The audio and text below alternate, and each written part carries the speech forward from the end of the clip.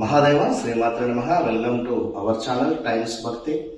ఇక్కడ ఎలాంటి దోషాలు ఉన్నా కూడా ఒక దీపారాధనతో మనము వాటికి స్వస్తి చెప్పవచ్చు.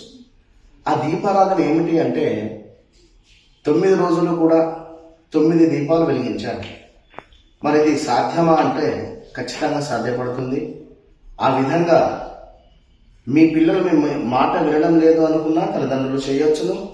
మీ భర్త మీ మాట వినడం లేదా తప్పకుండా మా యొక్క సువాసనలు చేసుకోండి.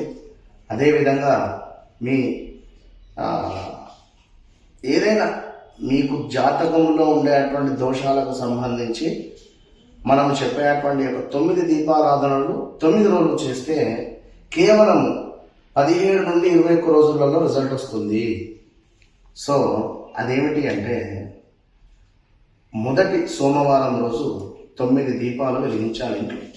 ఈ 9 దీపాలు అంటే కింద మట్టి ప్రమిద, దానిపై మరొక మట్టి ప్రమిద, అందులో నువ్వుల నూనె పోయాలి, 2 వత్తులు వేయాలి. వేసి దీపాలు వెలిగించిన తర్వాత 9 దీపాలు కూడా అందులో కొంత బియ్యాన్ని యాడ్ చేయాలి. ఇది ఉదయం 5:40 నుండి 6:40 లోపు చేయాలి.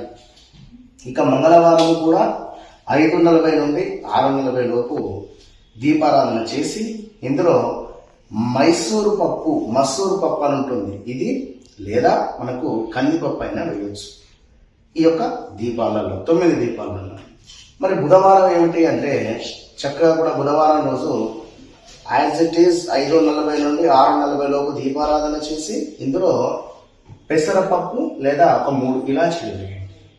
ఇక గురువారం రోజు చూసుకుంటే గురువారం రోజు కూడా మీరు యాజ్ ఇట్ ఈజ్ 5:40 నుండి 6:40 లోపు ఉదయం దీపారాధన చేసి కొంత పసుపు లేదా గంధాన్ని యాడ్ చేయండి ఆ యొక్క దీపాలలో. శుక్రవారం చూసుకున్నట్టయితే లక్ష్మీదేవికి ఎంతో ప్రీతికరమైనటువంటి రోజు. ఈ శుక్రవారం రోజు కూడా దీపారాధన చేసి గులాబీ రేకు అందులో వేసే ప్రయత్నం చేయండి. అదేవిధంగా శనివారం రోజు చూసుకుందాం. శనివారం రోజు చూసుకుంటే దీపారాధన చేసి అందులో లవంగాలు కావచ్చును, అదేవిధంగా నల్ల నువ్వులు యాడ్ చేసే ప్రయత్నం చేయండి, లేదా మనకు ఒక 1 రూపీ కాయిన్ అయినా వేయండి అందులో.